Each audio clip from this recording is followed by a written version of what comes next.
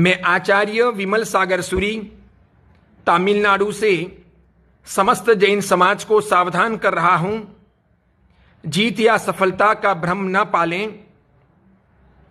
5 जनवरी 2023 गुरुवार को शाम तक जो भी पत्र, परिपत्र, अधिसूचना या समाचार विभिन्न माध्यमों से यहां प्राप्त हुए हैं, उनमें ऐसा कुछ भी फलित नहीं होता कि श्री सम्मेत शिखर जी के पार्श्वनाथ पहाड़ को किसी भी तरह से पर्यटन स्थल नहीं बनाया जाएगा।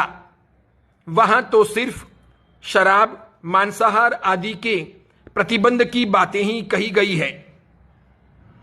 ध्यान रहे कि श्री सम्मेत शिखर जी के संबंध में झारखंड मुक्ति मोर्चे की झारखंड सरकार ने पर्यटन स्थल या व्यापारिक केंद्र न बनाने की अभी तक कोई स्पष्ट अधिसूचना जारी नहीं की है।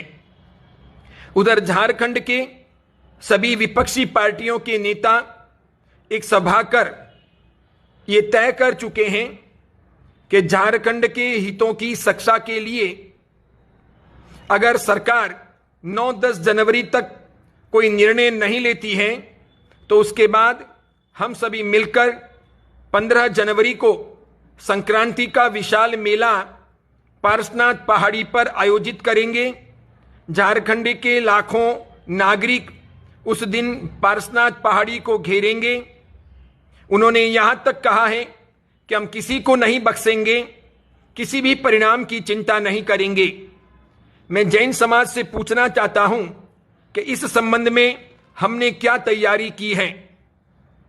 अपने यहां मोदी भक्त जो भी साधु साध्वी और श्रावक हैं, वे अक्सर ये प्रचार करते हैं कि प्रधानमंत्री पर अंगुली न उठाई जाए।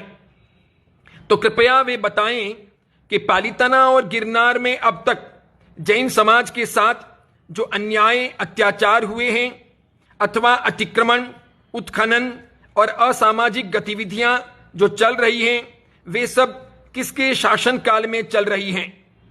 मोदी जी, अमित शाह, रूपाणी, भूपेंद्र भाई पटेल और गृह मंत्री हर्ष संघवी ने पापाचार को रोकने के कौन कौन से कदम उठाए हैं।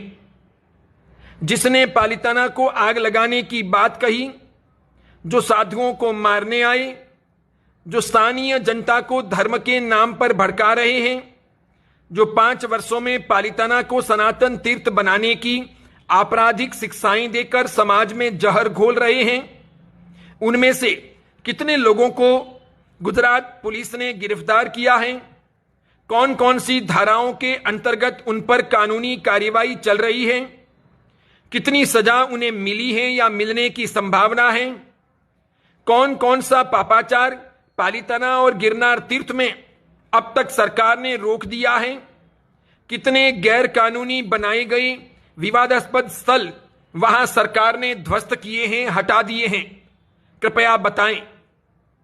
केंद्रीय वन एवं पर्यावरण मंत्री महोदय के साथ जैन प्रतिनिधियों के फोटो भी देखे। ऐसा लगा जैसे कुछ लोग तो जैन प्रतिनिधि बनकर फोटो सेशन के लिए वहां गए थे। ध्यान रहे, मंत्री महोदय के साथ हुए संवाद में श्री पालीताना और श्री गिरनार तीर्थ की रक्षा के संबंध में कोई बातचीत अगर हुई हो तो उसके कोई आदेश निर्देश अब तक प्राप्त नहीं हुए हैं। जैन प्रतिनिधि मंडल का यह कर्तव्य है कि वो समाज को स्पष्ट बताएं विस्तार पूर्वक कि आपने वहां पालीताना और गिरनार तीर्थ की रक्षा के लिए क्या क्या बातचीत की। पूरी संभावना है कि श्री सम्मेत शिखर जी के आंदोलन के बीच पालीताना और गिरनार तीर्थ की रक्षा के फैसले कहीं एक तरफ धरे रह जाएंगे। इसीलिए समस्त जैन समाज को मैं कहना चाहता हूं कि वे यहां आंदोलन को समाप्त न करें। जैन तीर्थों की रक्षा और अधिकार के लिए जब तक कोई केंद्रीय कानून या विधिवत केंद्र सरकार से अधिसूचना जारी नहीं हो जाती है, तब तक अपने आंदोलन जारी रखें, क्योंकि आज जैसा आंदोलन का ऊर्जा शक्ति से भरपूर माहौल बना है, शायद ऐसा अवसर फिर कभी बने न बने। इसलिए समाज को भ्रमित नहीं होना चाहिए, गलत मैसेज आगे फॉरवर्ड नहीं करने चाहिए। समझने का प्रयास करना चाहिए। मीडिया में कितनी भी बातें अलग अलग तरीके से कही जाएं, जब तक हमारे हाथों में आधिकारिक तौर पर लिखित में कुछ भी नहीं आ जाता है, तब तक मानना बेमानी है।